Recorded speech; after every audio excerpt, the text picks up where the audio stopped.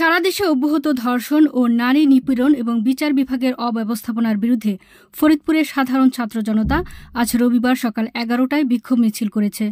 Faridpur press club থেকে শুরু হওয়া এই মিছিলটি মজিদ সড়ক অতিক্রম করে জেলা প্রশাসক কার্যালয় হয়ে ফরিদপুর কোর্ট চত্বরে গিয়ে শেষ হয়। মিছিলে অংশগ্রহণকারী শিক্ষার্থীরা ধর্ষণ ও নারী নিপীড়নের বিরুদ্ধে তাদের ক্ষোভ ও প্রতিবাদ জানান। মিছিলে অংশগ্রহণকারীরা বলেন, সারা দেশে ধর্ষণ ও নারী নিপীড়নের ঘটনা দিন দিন বেড়েই চলেছে। অপরাধীরা কোনো ধরনের শাস্তি ছাড়াই পার পেয়ে যাচ্ছে। বিচার বিভাগের অব্যবস্থাপনা ও দীর্ঘসূত্রতার কারণে ন্যায় বিচার পাচ্ছে না ক্ষতিগ্রস্তরা। আমরা চাই নারীদের নিরাপত্তা নিশ্চিত করতে সরকার ও সংশ্লিষ্ট কর্তৃপক্ষ যেন জরুরি পদক্ষেপ গ্রহণ করে। তারা আরও বলেন, ধর্ষণ ও নারী নিপীড়নের মতো জঘন্য অপরাধের বিরুদ্ধে কঠোর শাস্তি নিশ্চিত করতে হবে। বিচার বিভাগকে আরও দ্রুত ও স্বচ্ছভাবে কাজ করতে হবে, যাতে অপরাধীরা দ্রুত শাস্তি পায়।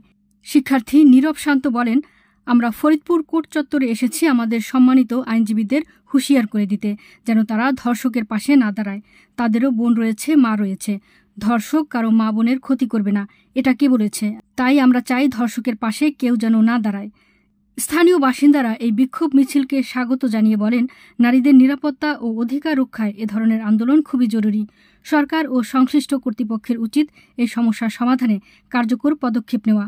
এই বিক্ষোভ মিছিলে ফরিদপুরের বিভিন্ন শিক্ষা প্রতিষ্ঠানের ছাত্রছাত্রী, শিক্ষক, সুশীল সমাজের প্রতিনিধি এবং স্থানীয় বাসিন্দারা অংশগ্রহণ করেন।